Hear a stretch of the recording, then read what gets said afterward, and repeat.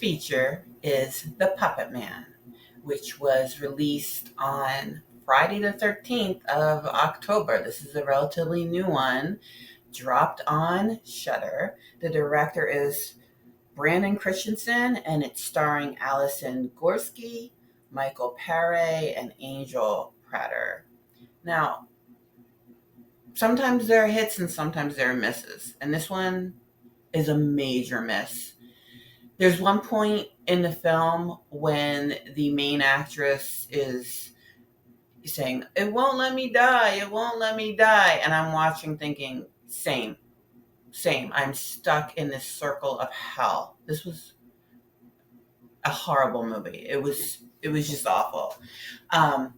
Let me tell you what it's about. It actually starts out cool. I like the first 5 or 6 minutes where a man comes home from work and the wife is preparing dinner and she says, "Oh, you're home early." And then she notices he has a knife in his hand and he's trying to say to her, "Run, run." But he looks like he's not in control of his body, hence the puppet man. And he kills her. He murders his wife, and they have a very young daughter. And then the story goes on to be about the daughter. And it just falls apart. The daughter's name is Michael, and all the girls in the film have names that are traditional boy names: Michael, Charlie, and Joe. I don't know why they did that. There might have been an interesting reason, but I can't tell. They're in college, and they're having the most super cool fun during the reading period by having a really awesome rager of 5 people drinking beer on the roof. The people who made this film have never been to college, because that's like a cool party when you're like 14. That's not a cool college party. But anyway, Michael obviously is traumatized from what happened to her in her youth.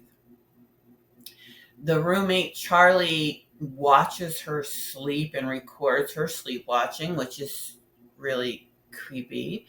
And, the other friends are sort of like, she's weird, but we're going to accept her anyway and hang out with her.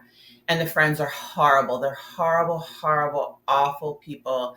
And I just kept like reordering in my brain the order that I wanted them to die in, like who I wanted to die first, because they're just awful. And that's really the overall issue with the film, is that there's no one you're rooting for. So Michael, the main character, she spends a lot of time disassociating, getting lost in her memories. They have a lot of car scenes, and she just kind of sits in the passenger seat with her head against the window, looking wistfully out the window. So I don't feel sorry for her in any way.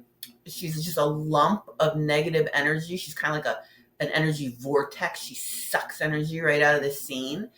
And then again, her friends are horrible, awful, awful people. There's one guy who's kind of nice, but he's kind of a simp. So he's annoying.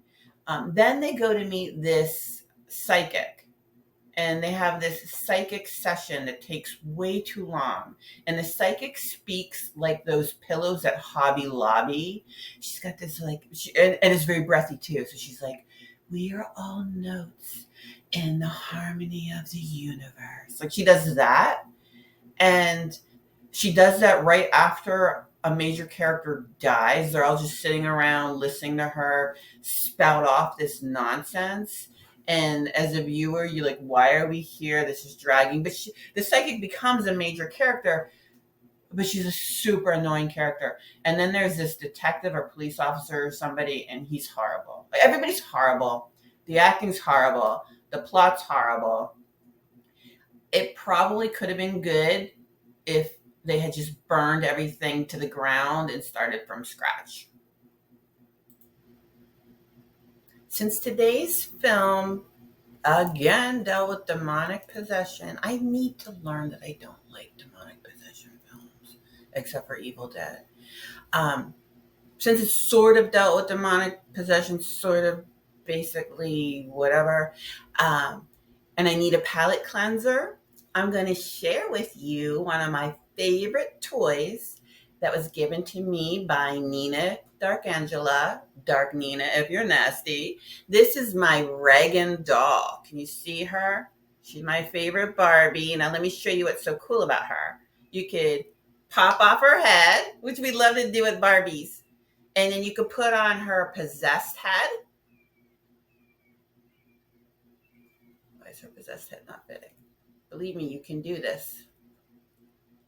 Put on her possessed head. See? And then from there, you can have her vomit. Right? See, she comes with detachable vomit, detachable head. She's amazing. She's the best doll ever. So instead of watching the movie, go get a doll to play with. It'll be a lot more fun for you.